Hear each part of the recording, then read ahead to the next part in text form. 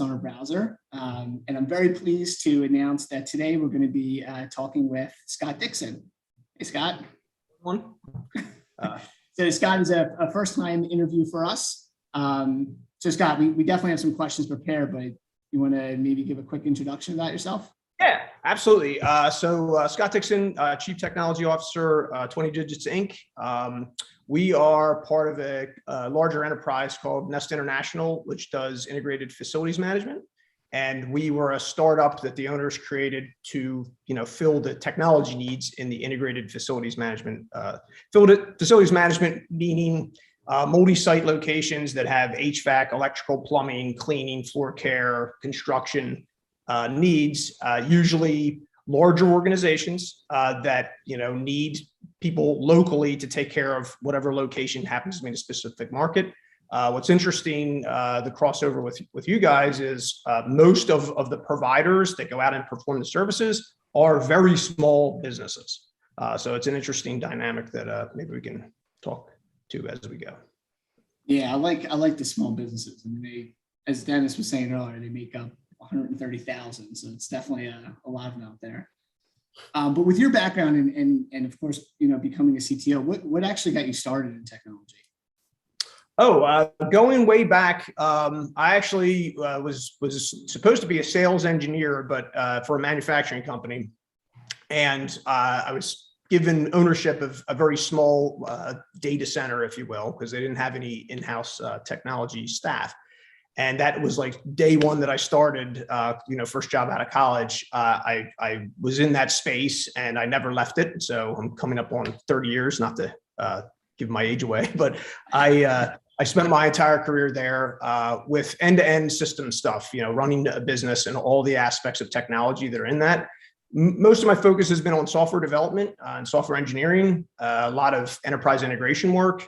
But there's all the various aspects that go into technology are something that interests me because it all has to fit together and work together in order to bring about the, whatever the business outcomes that we're trying to achieve. So that's sort of been my passion and continue to probe areas where I can make a larger and larger impact. Nice. Yeah, we definitely share that. And you look great for 30 years in the industry. So do you. No, thanks. Yeah. I was telling Dennis the baldness doesn't do well with a backdrop because it cuts into my head. So we've never actually had the honors to talk to someone in the CTO position before. What exactly are like the roles and responsibilities of that or that you bring to the office every day? Like kind of what's the main focus? Yeah, no, that's a few things. One is making sure that the overall architecture of the technology in the organization from soup to nuts matches with the mission of the business, but also matching that with the personnel that you have. I feel like a strong, connection between the architecture and the way that the organization is organized, the way you build out teams, and the folks that you have in those various roles. It's also creating a vision and allowing everyone to work towards some constant, purpose in the future where, you can kind of have to remind people like, hey, we're in the day-to-day here, but we're moving in this direction. And this is the reason why. So I find it's my responsibility to communicate that a lot to the entire organization and also constantly monitor to see does that have to change? Does our long-term, target need a pivot for, changes in the business dynamic and things of that nature? Going 100% remote and being 100% remote changes the aspect of certain portions of what we do. As an example, we didn't really plan well for a pandemic, but luckily we were prepared for the entire organization to be remote overnight. It's things of that nature. So that's most of what I do in a smaller firm because we are 20 digits we're less than 20 people total. I also have to get down in the weeds quite a bit. In a large organization, that wouldn't be the case, but I actually find that rewarding. I still like to get my hands dirty. So, but that's not always the case in this particular role. It's what I like about the role where I am. No, that's good because you came from kind of a much larger org and see that change. Yeah. So how do you stay on top of some of those trends? Like obviously the pandemic caught everyone by surprise. That's not a normal, but how do you typically stay on So you do a tremendous amount of reading, and I really try to spend a great deal of time following certain key folks. I don't know if you know the name Gene Kim, but I religiously follow not just himself, but he interacts with a large group of individuals that are real thought provoking. I find that I'm more and more ravenous as time goes on, just trying to keep pace with where they see things going. And then in addition to that, obviously there's a huge amount of information that's available at our fingertips any day. I have to sometimes pull back though, because you have to coordinate, where your trends are going, but how does that align with what you're attempting to do? You should not be pursuing technology trends for the sake of that. They have to align more with where you feel the organization needs to go. There's some developments recently that I've really gravitated towards, but it's very difficult sometimes to integrate that in with what the day-to-day needs. And that's another big aspect of the job, creating a transitional architecture to go from where you are today to where you need to go into the future. So it's all with a grain of salt, I guess. You learn as much as you can about what's happening out there, but you can't rush in because it is changing so rapidly that you will never spend time delivering on anything if you aren't called. And I also think it's a really good point. Not every trend should be jumped on by every business. Like there seems to be a look into it. Does this trend actually make sense for my business? Is it something we can handle? Is it something we can implement? Don't just jump on every new thing that comes open because someone said so, right? I mean, there's that side of that too.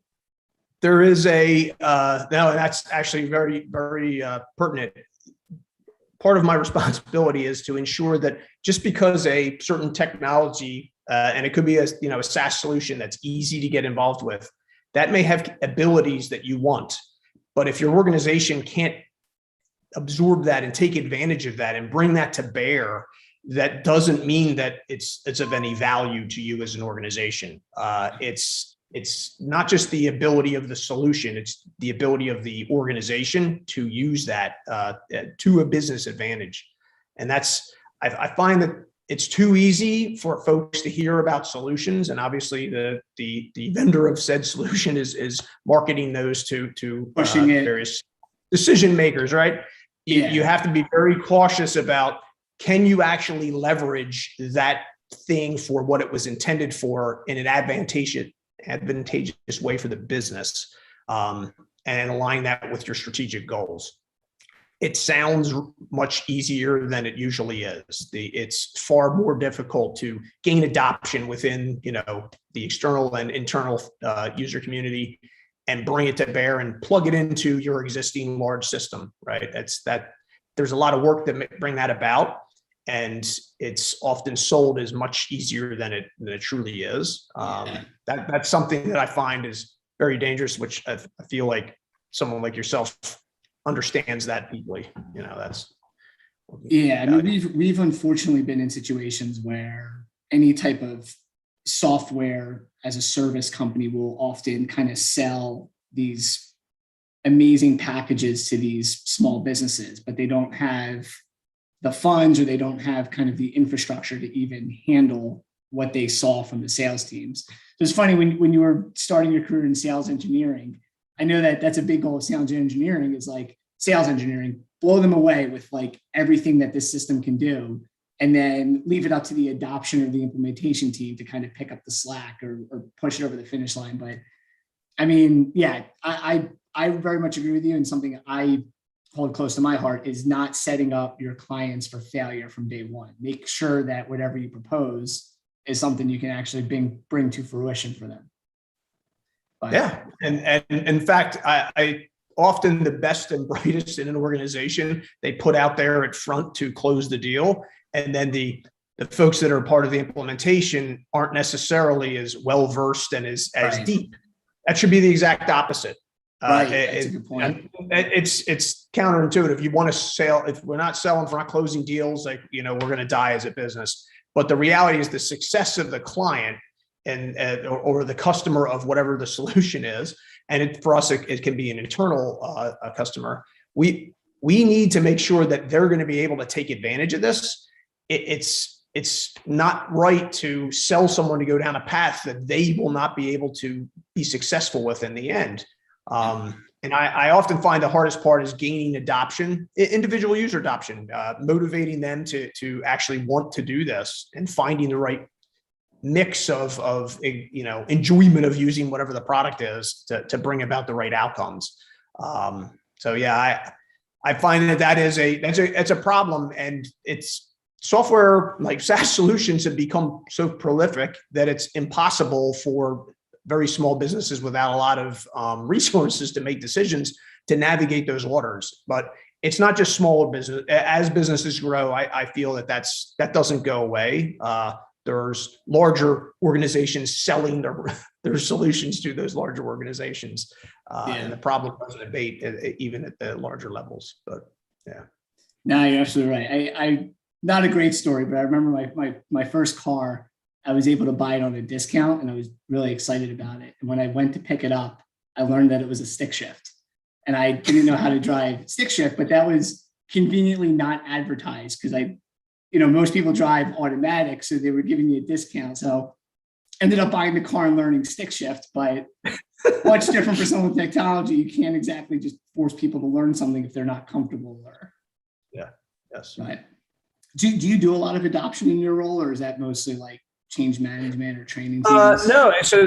So one of the things that we've noticed is it's important for our technology to be used by the folks that are in the facilities that are being maintained. So a lot of clients are retailers. So you have like a store manager as a prime candidate for using our technology.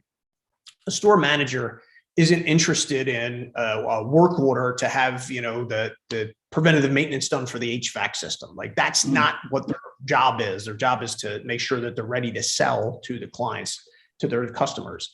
And that is very meaningful because you can't assume that they're going to want to use your solution for anything other than it's my means of saying, hey, I have a major issue here. So gaining adoption to say, hey, we can take care of that problem with some technology. It doesn't work unless you can get somehow, some way for them to want to use it in certain circumstances. And so I would say that driving adoption of any technology solution is like almost the entire game early on. Until it becomes ubiquitous and everyone knows to use something, which in our case would be very rare. It's critical that you get usage versus the actual functionality behind the scenes. If you can't gain someone's, day in and day out wanting to use a solution that you provide, it doesn't provide any value. It doesn't matter how many features you build and how fantastic you make it. If no one uses it, it's useless. Right. That has become a larger focus. I would say in the last year, it was always, well, if we build it, they will come, right? And you just have to work on getting things out there into the space. Right. But it's actually a lot different. It's you have to ensure that they'll come before you spend too much time, money, and effort building it. Yeah. And it sort of turns things on its head. Highly recommend Eric Ries's the Lean Startup book. If you haven't read that, yeah. Fantastic. It talks to the fact that you could potentially not build anything and still learn if you have a viable product. But it's a really, really worthwhile read, and it sort of changes your mindset about, what's the journey of technology. And too often you build a lot and you don't know if that's even gonna, take off, and that's a waste of resources. And so it's something that we're struggling to do, and we've really put a lot of emphasis on that. And I think going into next year, it's going to become even a stronger. How do you learn that you can really have something that's going to take off before you start backing it up with a huge amount of software engineering investment and infrastructure? It's true. I mean, you've heard stories of these startups that fail because they just focus on more and more features. But the more and more features don't always equate to actual people adopting it or using it, or users. And it's a slippery slope. And the market research is pivotal, because you might think you have the greatest idea in the world, but to someone else that has a different use case or a different background or a different need, it falls flat, and then all of a sudden you're stuck. Yep. All right. So one more question for you. Well, actually two, because I did want to ask this. So one of the most important things that we're seeing right now is around security and making sure that we can keep people secure and safe. How do you handle security? And again, don't get into the details or give any of your secret sauce away. But no. I will say this. Security is probably the most important aspect of my job. I don't like to talk about it a lot, but it displaces more of all the things we're trying to accomplish because it is so critical, and every day, every week, it becomes even more so. And others I've spoken to in similar roles across the country that seems to be the trend, that more and more consumption of your brain power and your effort and your time goes to security. We're actually, because we're a provider of solutions, we're going through something called SOC 2 compliance. It's system organization controls. And specifically, SOC 2 is the trust aspect. So it's security, our system security. So we've had to make major investments over the past 3 years, 2.5, 3 years, into our security fabric to ensure that what we're building out and delivering is, extraordinarily secure. And it's still an arms race, and you're still constantly making an investment in that. The frustrating piece is the clients that are desiring features, and the business who's desiring more features from a sales perspective, that they don't, that's way down on their list. They know it's important, but it's not top of mind, and they're having to wait because of the amount of investment in time and really heavy duty engineering too. It's not easy. That's not something that's a simple solution. That is where we've had some success with partnering with outside firms. We latched onto a company called Auth0, which I believe was acquired by Okta. Okay. But that company has actually really saved us, and we have been able to interact with them in a way that provides a highly secure solution for our product, without us having to do a huge amount of the heavy lifting down in the weeds of building the identity management and authorization and authentication work.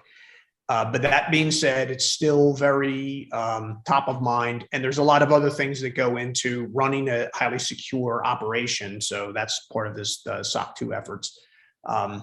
It's an investment. It's a business investment. I don't know if you could ever become a company of any substantial size without some investment in that. It's a major impact, but it's a necessity. I don't know. It's almost like the electricity or now internet connectivity to your organization. It's become one of those things that you cannot. It's a cost of doing business, and there's no way around it at this stage. So, and we're trying to get really good at it. And I feel like the more we gain the aptitude internally to deal with it and know the right types of resources externally to work with, the better we become, the more efficient we'll be at that, and hopefully the lower impact to the overall efforts we have it will become. So we'll see. I mean, with you at the helm, I have no doubt. Thanks for the shameless plug. All right. So last question. What is your favorite piece of technology? And it could be a car, it could be a software. Wow. That is my favorite piece of technology. This is going to sound ridiculous, but it's probably my MacBook Pro. Okay, all right. And the operating system and everything about it. I was, from almost all of my career up until probably about 2015-ish, I was a PC user, Windows, Microsoft, and I made a switch. And it was a very, very painful journey doing that, because so much of what your, muscle memory and everything else that you had learned had to be changed. But I just, when I think about it, I literally marvel at it every day. And that's something to be said about something you use 7 days a week. And so it's it's a real impressive thing, and I don't say that lightly because there's No. literally billions of PCs, or billions of computer systems out there. The only negative to it is it's highly expensive. So it's hard to make it ubiquitous, but it really is something that I enjoy more than anything else. And if It's gonna not last- novel, but it's it is something there. No, that's I look good. forward to self-driving automobiles, but I don't think that's ready yet. When that comes about and my that car might can take it. yeah, it's just I need to drive home from an Eagles game and my car can Right. do it as a waiting for an Uber. That'd be nice. And then you But could until work that on your MacBook Pro in the back seat. well, two no, at once. not after the game. That wouldn't be wise. Okay. All right. Well, this has been great catching up with you, and thanks again for taking the time to join No us. problem. Thank you, and the best of luck to you and to you both. Very excited to see how you guys do. Yeah, we're huge proponents of small businesses, and so as you move forward, and there may be ways for us to engage Love with that. you on behalf of our provider network, because a lot of them are very small businesses that would potentially benefit greatly from your services. I will absolutely keep you in the loop. Awesome.